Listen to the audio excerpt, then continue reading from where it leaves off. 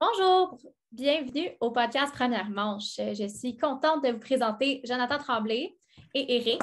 Bonjour, comment allez-vous? Ça va bien?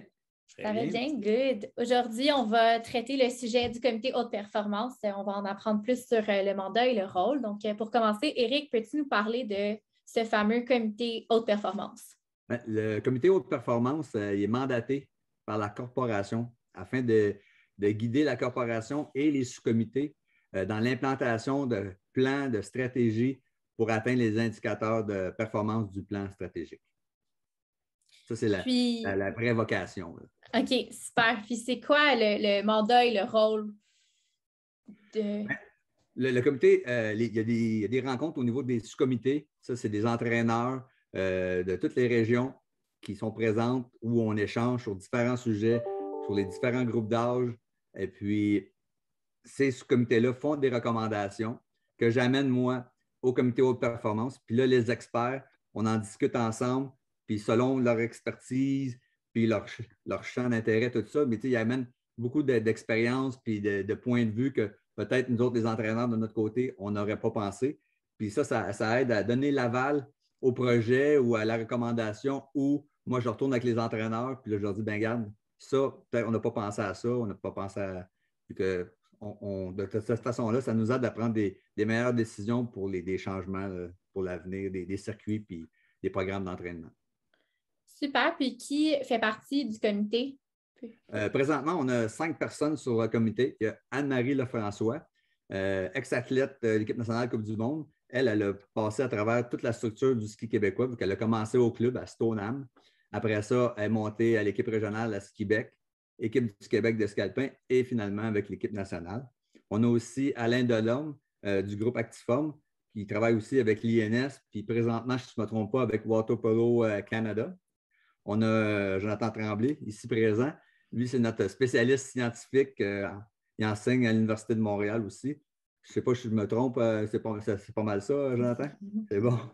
On a Marc-André Duchesneau qui, lui aussi, enseigne à l'université. Lui, c'est notre spécialiste en formation des entraîneurs. Et puis, lui, a un background en natation. Puis, notre dernière sur le comité, c'est Marie-Hélène Paquette. Elle, c'est notre spécialiste en préparation mentale. Elle travaille avec toutes sortes d'athlètes de différents sports. Donc, puis le dernier, ben, c'est moi qui fais le relais entre les sous-comités puis le comité haute performance. Super, mais c'est vraiment intéressant. Puis, Jonathan, donc, peux-tu nous parler un peu de ton parcours? Qu'est-ce qui t'a amené vers le comité haute performance, dans le fond? En fait, je ne me rappelle pas exactement qu'est-ce qui a fait que j'ai commencé sur ce comité-là, mais je siégeais sur des comités comme ça avec plusieurs fédérations sportives, tant au niveau provincial que national. J'avais contribué à la formation des entraîneurs de haut niveau, le niveau 4 à l'époque, ou le DEA, le diplôme avancé d'entraînement. Fait que j'avais connu plusieurs entraîneurs de l'équipe nationale, d'entraîneurs de ski alpin de l'époque aussi. Donc, peut-être que c'est comme ça que j'ai été approché. Je ne me rappelle pas exactement. Ça fait plus qu'une dizaine d'années que j'ai commencé avec le comité. Okay. Mais j'ai pris une pause pendant quelques années où je m'occupais beaucoup de l'Institut national du sport. Puis ensuite, quand j'ai quitté l'organisation, j'ai décidé de revenir un petit peu m'impliquer avec les groupes en développement, les équipes du Québec et puis les fédérations sportives. Donc, c'est ça. Donc, moi, je suis un ancien skieur alpin aussi. C'est sûr que je n'ai pas évolué à un très haut niveau parce que ce n'était pas mon sport principal, mais j'ai été skieur dans le programme ski-études à Anne-Morin, à Sainte-Adèle. Et puis, après ça, j'ai enseigné, j'ai coaché un petit peu, mais j'ai vraiment surtout évolué, moi, en canoë-kayak comme athlète. Puis, j'ai surtout évolué après ça comme entraîneur et comme scientifique autour des équipes de haut niveau. Puis, aux Olympiques, par exemple, avec certaines équipes là, que j'ai accompagnées, mais vraiment comme intervenant et non comme athlète ou comme entraîneur. Et puis, donc, c'est un peu ça. Super. Puis donc, en quelques mots, ça serait quoi ton expertise? Qu'est-ce que tu apportes au comité haute performance?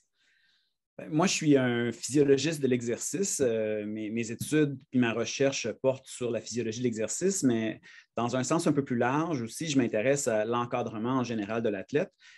Donc, au développement de l'athlète, comment on amène un jeune athlète à performer sur les podiums internationaux. Et ça, je me suis intéressé à cette question-là dans tous les sports avec lesquels j'ai collaboré ou j'ai aidé à travers les années.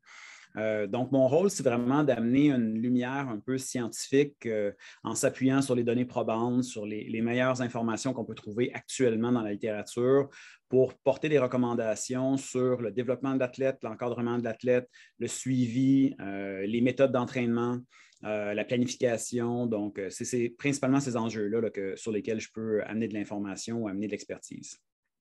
C'est super intéressant. Puis, tu travailles sur un projet actuellement spécifique? Oui, j'en ai plusieurs. Peux-tu me parler un peu de tes projets actuels? Oui, mon laboratoire s'intéresse à plusieurs thématiques autour de l'entraînement de l'athlète, puis l'entraînement en général aussi. Donc là, j'ai des projets en cours en ce moment, entre autres, sur une nouvelle modalité d'entraînement qui est très intéressante en ski alpin, entre autres. C'est ce qu'on appelle l'exercice excentrique, donc des modalités d'entraînement ou de travail musculaire où le muscle travaille pendant la portion d'étirement, donc ce qui est très présent dans le ski alpin. Donc là, on étudie ces modalités-là parce que ça amène beaucoup d'adaptations super intéressantes pour l'athlète, mais aussi pour le patient. Fait que c'est des questions qui nous intéressent. Puis je m'intéresse aussi beaucoup au métabolisme des glucides, entre autres, fait qu'à la nutrition sportive. Fait que j'ai des projets, entre autres, qui sont financés par les producteurs acéricoles pour le sirop d'érable au Québec pour essayer de voir c'est quoi l'impact du sirop d'érable, par exemple, sur la performance sportive dans les sports d'endurance. Fait que, on a déjà publié 2-3 papiers là-dessus, mais là, on continue, en fait, avec des collègues à explorer ces questions-là. Puis ça, bon, c'est juste certains volets. Là. Il y a plusieurs. Je m'occupe aussi du Canadien de Montréal. Fait avec la Canadienne de Montréal, on a des projets de recherche aussi sur le suivi des joueurs, surtout avec le Rocket, pour essayer d'améliorer l'encadrement, prévenir les blessures. Donc, il y a des projets avec différents groupes comme ça. Là, on a fait des études avec l'équipe de volleyball ici des Carabins de Montréal aussi sur le sommeil, comment on fait essayer de voir si le sommeil peut avoir des impacts sur la performance au quotidien, puis comment les études aussi de ces étudiants universitaires-là pouvaient impacter la qualité du sommeil, puis éventuellement avoir des impacts aussi sur la performance sur le terrain. Donc, ça touche assez large. Je suis un physiologiste, mais ayant évolué dans le sport de haut niveau dans différents rôles, j'ai dû m'intéresser à plusieurs questions, collaborer avec d'autres collègues qui ont des expertises complémentaires. Puis ça m'a permis d'explorer des questions qui sont vraiment intéressantes pour les sportifs. Bien oui, c'est super intéressant. Merci de nous avoir expliqué tout ça. Avez-vous un dernier point sur lequel vous voulez toucher? Avez-vous d'autres commentaires? Ben, moi, je pourrais ajouter que Jonathan nous aide beaucoup aussi dans notre projet synergique qu'on essaie de présenter prochainement au ministère pour encore là améliorer l'encadrement de l'équipe provinciale hommes et femmes. Pouvez-vous nous parler un peu du sujet ou pas encore? C'est un secret. Je vais laisser Jonathan, c'est lui le spécialiste. L'idée des projets synergiques, c'est vraiment l'implantation des connaissances, de la science. En fait, il y a beaucoup de choses qu'on connaît dans la science qui ne sont pas encore appliquées sur le terrain. Fait que là, l'idée du programme synergique, c'est dans le programme de soutien au développement de l'excellence du gouvernement du Québec, c'est d'aider les fédérations sportives à s'outiller, à aller chercher des collaborations avec des scientifiques pour essayer d'amener les meilleures pratiques sur le terrain. Fait que là, le projet qu'on a monté pour le moment, c'est un projet où on vise justement implanter des nouveaux outils, des nouvelles mesures, soit subjectives ou objectives sur le terrain pour évaluer les performances, mais aussi l'état d'entraînement des skieurs alpins.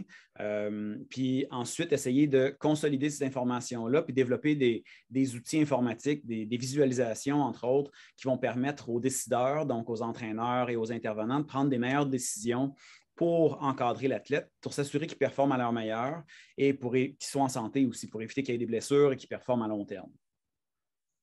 Donc, c'est un peu ça, un résumé grossier du projet. Oui, mais c'est parfait. Avec ça, je ne sais pas pour toi, mais moi, j'écouterais Jonathan toute la journée. Là.